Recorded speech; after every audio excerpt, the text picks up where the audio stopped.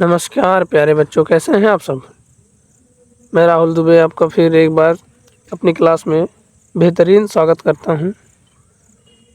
तो आज देखिए टॉपर्स की क्लास है भाई, और दिया है पढ़ो स्मार्ट बनो टॉपर।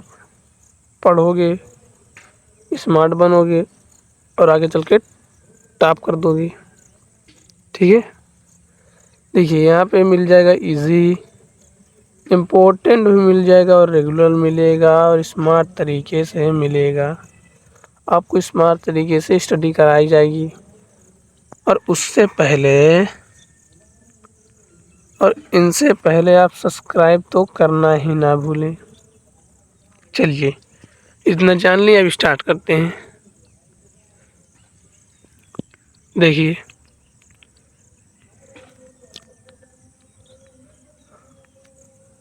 हिंदी व्याकरण अध्याय 1 है वर्णमाला। ये किनकी तस्वीर है जानते हो? वो तो हर बच्चों को पता होगी। हम क्लास करने से पहले कुछ जान लें जिससे हमारे हौसले और बुलंद हो जाएं। देखिए ये हनुमान जी का आपके ऊपर वो रहेगा, क्या है, हनुमान जी आपसे प्रसन्न हो जाएंगे। हौसले इतने बुलंद रखिए कि असफलता आपके सामने घुटने तोड़ दे।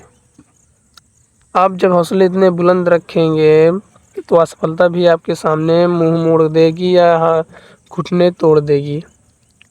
वो तो जानती है ना भाई, ये तो पहले से तैयार होकर के आया है कि मुझे जीतना है तो जीतना है। चलिए हम आगे चलते हैं। अब देखिए हमारा सबसे पहला टॉपिक है वर्ण। क्या है वर्ण? वर्ण होता क्या है? तो वर्ण को हम लोग हिंदी में लेटर कहते हैं, यानी अक्षर। चलिए इसके हेडिंग देख लेते हैं। भाषा की सबसे छोटी ध्वनि या फिर आवाज़ को वर्ण कहते हैं। ठीक है, किसको कहते हैं? भाषा की सबसे छोटी ध्वनि को वर्ण कहते हैं। इसका हम आपको वो दिखा दे रहे हैं एग्जाम्पल। आ है, का है, माँ है, ता है, आदि। आदि का मतलब होता है इससे आगे जो जितनी भी संख्या होगी वो सब इसी में आ जाएंगी। ठीक है, अब देखिए वर्णमाला क्या होता है, तो वर्णमाला भी जान लेते हैं। तो जब इन वर्णों में क्या होता है कि जब इन वर्णों को क्रम में सजाया जाता है तो इसे वर्णमाला कहते हैं। यानी इन्हीं वर्णों को क्रम में सजाया जाता है तो इन्हें वर्णमाला कहते हैं। चलिए आगे चलते हैं। अब देखिए दूसरा टॉपिक है वर्णमाला क्या है। हमने पढ़ चुका है पिछले, लेकिन एक बार फिर से पढ़ लेते हैं। तो वर्णों के क्रमबद्ध समूह को वर्णमाला कहते हैं। वही बात हुई ना, क्रमबद्ध, क्रम से।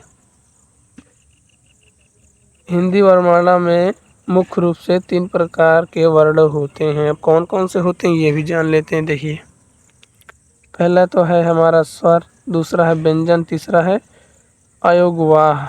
अयोगवाह बच्चों ने सुना ही नहीं होगा, लेकिन हम आपको बताए देंगे आगे। ठीक है, चलिए अब देखेंगे तीसरा टॉपिक पे स्वर। स्वर क्या होता है भाई, तो इन्हें भी जान लेते हैं कि जिन वर्णों का उच्चारण बिना किसी सहारे के होता है उन्हें स्वर कहते हैं। समझ में आया? नहीं आया? फिर से। जिन वर्णों का उच्चारण बिना किसी सहारे के होता है उन्हें स्वर कहते हैं। यानी वो ऐसे वर्ण हैं जो किसी दूसरे वर्ण की सहायता से बोले नहीं जाते, खुद अपने से ही हो जाता है। ठीक है, अब देखिए उदाहरण है हमारा। उदाहरण देख लीजिए। ये तो मात्राएं लिखी हुई हैं, छोटा बड़ा, छोटी बड़ी, छोटा ऋषि, ऐसे सब सारी। कुल स्वर 11 होते हैं। कितने होते हैं? 11 होते हैं। ठीक है, कुल स्वर हमारे 11 ही होते हैं।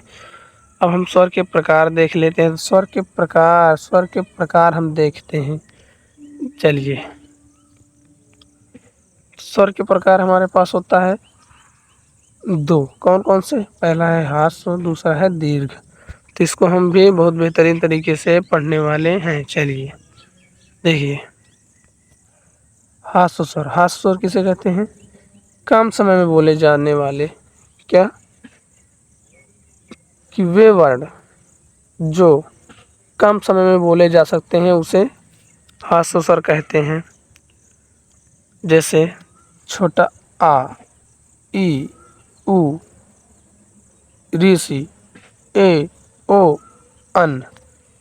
इसमें थोड़ा सा भी टाइम लगा, लेकिन उतना नहीं लगा जितना हमें इसमें बोला है। ठीक है, अब देखिए दीर्घ क्या होता है। दीर्घ भी देख लेते हैं भाई।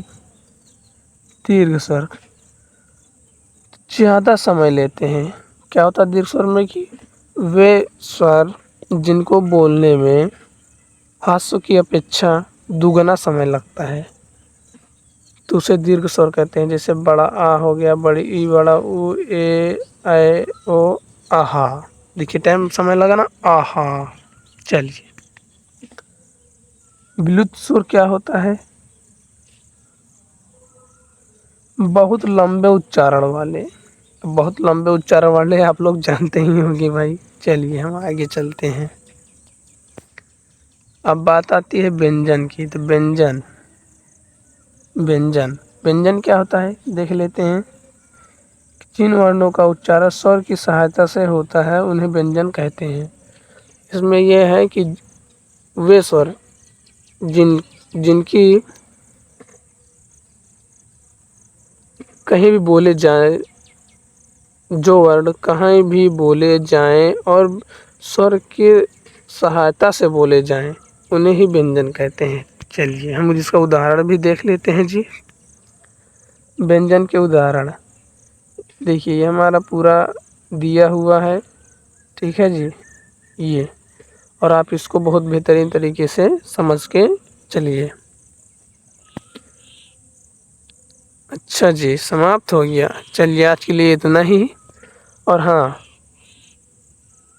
मैं आपको एक क्वेश्चन भी देता हूँ ताकि आप लोगों को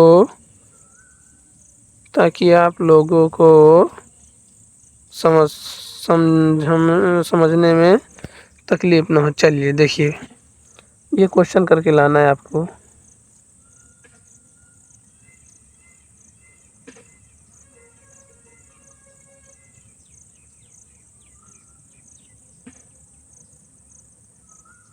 क्या है? वर्णमाला क्या है? ठीक है,